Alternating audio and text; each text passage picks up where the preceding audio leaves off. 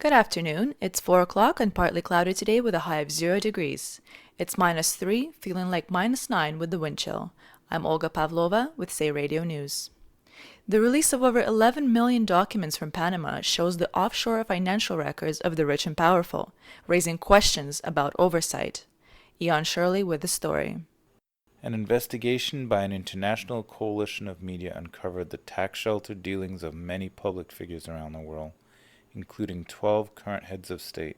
Among them are Russia, Pakistan, Saudi Arabia, and Argentina. The information leak from the Panama-based law firm Mossack Fonseca was first covered by a German newspaper.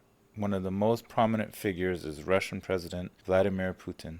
The investigation says the documents show as much as $2 billion channeling into a complex offshore network linking back to Putin. Spokesperson for Putin dismissed it as a smear campaign.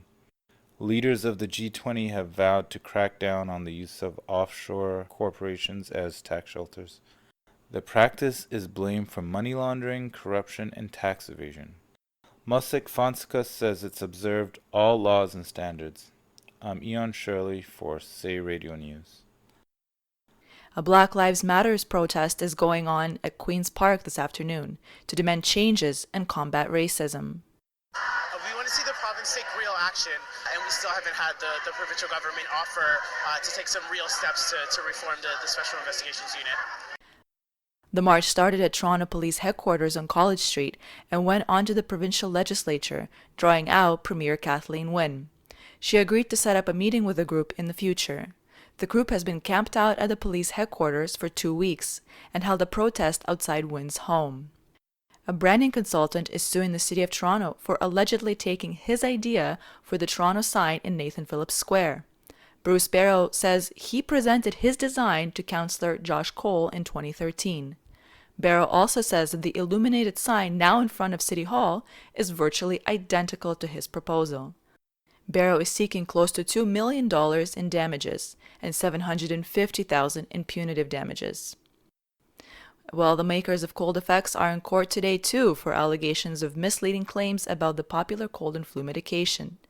Valiant Pharmaceuticals is in hot water over advertising immediate relief if cold effects is taken over the first 3 days of the symptoms.